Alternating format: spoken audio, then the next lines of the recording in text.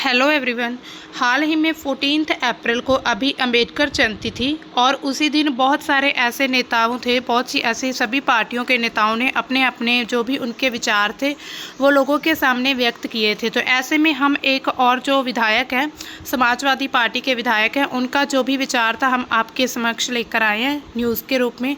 और ये न्यूज़ हमने जागरण न्यूज़पेपर से ली है। ये उनका जो भी बयान था ये पूरा जागरण न्यूज़पेपर में छपा हुआ था और भी बाकी सभी न्यूज़पेपर ने इनको अपने अपने तरीके से कवर किया हुआ है। तो आइए देखिए उनका बयान क्या था। वो कहते हैं कि मंदिरों में शक्ति होती तो ना आते गजनवी और गौरी। समाजवादी विधायक ने सीएम योगी पर भी कसा तंज।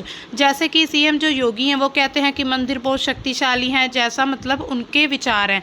और इसी पर जो समाजवादी विधायक है उन्होंने इसी पर उनका रिप्लाई किया था कि अगर मंदिरों में शक्ति होती तो यहाँ पर गजनवी और गौरी ना आते। तो आइए देखते आगे ये चर्चा में क्यों है। सपा के मंझनपुर सीट से विधायक व राष्ट्रीय महासचिव इंद्रजीत सरोज का एक विवादित बयान सोशल मीडिया पर वायरल हो रहा है।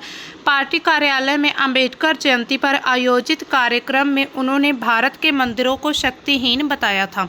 तो इस जो भी वहाँ पर जो भी पार्टी कार्यालय मतलब जो अंबेडकर जयंती थी तो उन्होंने वहाँ पर कहा है कि भारत के जो मंदिर हैं उनमें कोई शक्ति नहीं है, वो शक्तिहीन है। और उन्होंने क्या कहा है कि अगर भारत के मंदिरों में ताकत होती तो मोहम्मद गौरी व महमूद गजनवी ना आया होता। जैसे कि हम इतिहास जब पढ़ते हैं तो उसमें हम देखते हैं कि जो भारत के बाहर से जो इतने शासक आए थे जिन्होंने भारत पर हमला किया था और स्पेशली वो मंदिरों पर हमला करते थे।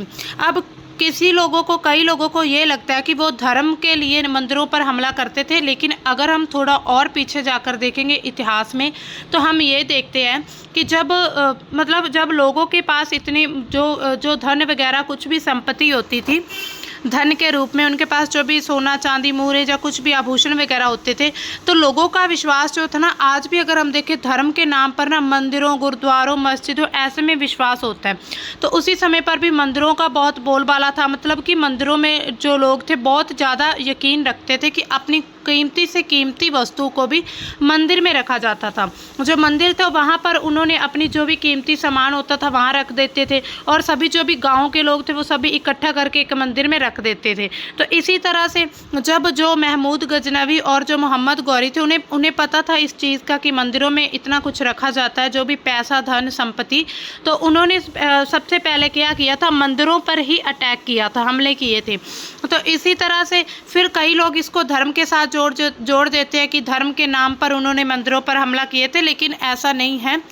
तो इसी तरह से जो समाजवादी पार्टी के विधायक है वो कहते हैं कि मंदिरों में ताकत होती तो फिर मोहम्मद गौरी और जो महमूद गजनवी बारी हमलावर हैं वो भारत में कभी ना आते, मतलब देश को लूटने का कोशिश ना करते। उन्होंने मुख्यमंत्री पर भी कटाक्ष करते हुए कहा है, जो मुख्यमंत्री योगी आदित्यनाथ उन्होंने पर कहा है कि अगर ताकत है तो जनता के मंदिर में, अगर ताकत है, वो कहते हैं कि अगर ताकत है तो जनता के मंदिर में ताकत है, मतलब कि जनता के हाथों में ही ताकत है, जहां बाबा अपना मंदिर छोड़कर जनता के मंदिर पर विराजमान है, हेलीकॉप्टर पर चढ़ने का काम कर रहे हैं। अब देखिए दलितों के हालात कैसे थे, तो वो एक और बयान इसके साथ रखते हैं कि मंदिरों में जो भी आप कहते हैं कि मंदिर शक्तिशाली हैं या ये हैं वो हैं, तो इसी तरह से वो फिर इसी को अंबेडकर जयंती को ही वो दलितों के साथ जोड़ती है कि दलितों के उस समय पर क्या हालात थे, जिसकी वजह से जो डॉक्टर अंबेडकर हैं, BR अम्बेडकर, तो उन्होंने जो दलितों के लिए एक अलग से आरक्षण और जो भी अलग से एक क्षेत्र की मांग की थी, निर्वाचन क्षेत्र की। तो जब इतिहास पढ़ते हैं तो इन सभी चीज़ों के बारे में हमें पता चलता है कि कौन से मतलब ऐसे जो भी आज आरक्षण मिलता है, जो भी इतना संविधान में जो भेदभाव जातिगत, मतलब ये सब कुछ क्यों ऐड किया गया था, क्योंकि जो भीमराव अंबेडकर थे उन्होंने बचपन में ये सब कुछ इतना मतलब अपमान सा था जाति को लेकर, क्योंकि वो महार जाति से बिलोंग करते थे और उनका बहुत ज़्यादा अपमान किया जाता था। उनको स्कूल में पढ़ने के लिए भी कक्षा के बाहर बैठना पड़ता था, बाकी जो हिंदू लोग थे उनके साथ में नहीं। हालांकि जो महार है वो भी हिंदुओं की जाति है, लेकिन जो हिंदू के जो ब्राह्मण जो उच्च वर्ग थे, ब्राह्मण क्षत्रिय वैश्य जो होते थे, वो शूद्र महार शूद्रों में आते हैं, तो वो शूद्रों को बहुत नीच जाति के मानते थे कि ये ना पढ़ने का इनको अधिकार है, ना ही मंदिरों में जाने का, ना ही इन्हें यहाँ पर ज़िंदगी जीने का। इनका बहुत ज़्यादा अपमान किया जाता था। तो उस समय पर दलितों के हालात कैसे थे, वो समाजवादी पार्टी के जो विधायक है वो कहते हैं कि जब रामायण, महाभारत और गीता, रामचरितमानस की रचना की गई थी तो उसी समय भारत में शूद्रों को पढ़ने का अधिकार नहीं था। तो वे कहते हैं जब इतने पवित्र ग्रंथ जिनको आज हम जिनका हर एक मतलब जिनको शिक्षाओं पर हम चलने का दावा करते हैं, तो जब ये रचे गए थे ये ग्रंथ, तो उस समय पर जो शूद्र थे उनको पढ़ने का अधिकार भी नहीं था।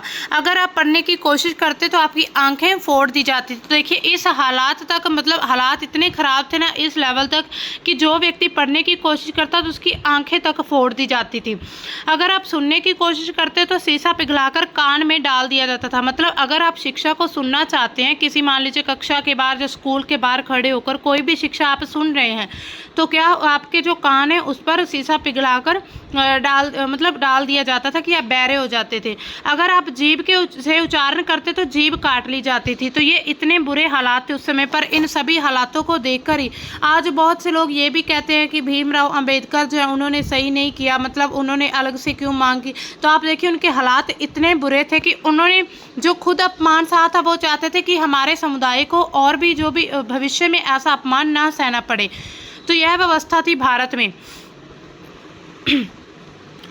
उन्होंने ये भी कहा है कि पूर्व के जो काल है, मतलब हम जब इतिहास की बात करते हैं वहाँ पर शूद्रों को सार्वजनिक रास्तों पर चलने की भी इजाज़त नहीं थी। जो सभी रास्ते पर जो लोग चलते थे वहाँ पर चलने की भी उन्हें इजाज़त बिल्कुल नहीं थी। जो चलता था उसे गले में हंडियाँ बांधना पड़ता था, मतलब एक गले में वो एक कटोरा टाइप कुछ बांध दिया जाता था और फिर जो उसी में थूकना पड़ता था। अगर गलती से मान लीजिए किसी ने छींक दिया, जो थूक थी वो अगर ज़मीन पर गिर जाती तो ऐसा माना जाता था कि वो पूरी ज़मीन जो है वो अपवित्र हो चुकी है। यह अगर किस्सा कहानी आप सभी को लग रहा है तो एक पिक्चर अभी जारी हुई सोशल मीडिया पर महात्मा ज्योतिराव फूले की, उसमें उन्होंने सारी व्यवस्था के बारे में लिखा कि ऐसी व्यवस्था थी। अब देखिए ज्योतिराव फूले का जिक्र आया तो इसके बारे में हम थोड़ी बात कर लेते हैं कि ये कौन थे। जो महात्मा ज्योतिराव फूले हैं वो भी एक दलित जाति से बिलोंग करते थे और उनकी जो शादी हुई थी सावित्रीबाई फूले से, उनकी जो वो एक बहुत साहसी औरत थी, मतलब महिला थी सावित्रीबाई फूले, तो वो भी दलित जाति से बिलोंग करते थे ये दोनों। तो इन्होंने जब देखा कि इतनी हालात ख़राब है, जो सावित्रीबाई थी वो खुद भी पढ़ना चाहती थी लेकिन जो मतलब व्यवस्था ऐसी बनी हुई थी कि ना तो लड़कियों के पढ़ने का अधिकार था और ना ही शूद्रों को पढ़ने का अधिकार था।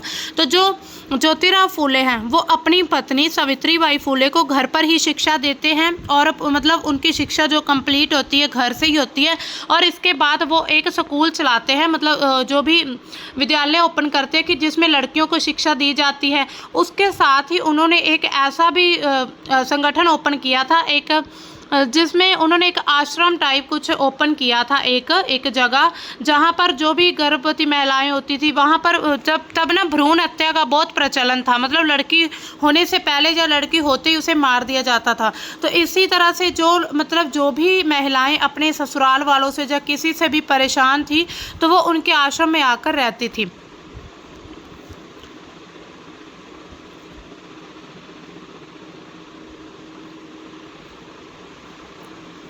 तो ये थी हमारी आज की न्यूज़। मिलते हैं हम अपनी नेक्स्ट न्यूज़ के साथ, तब तक के लिए बाय। Thanks for watching.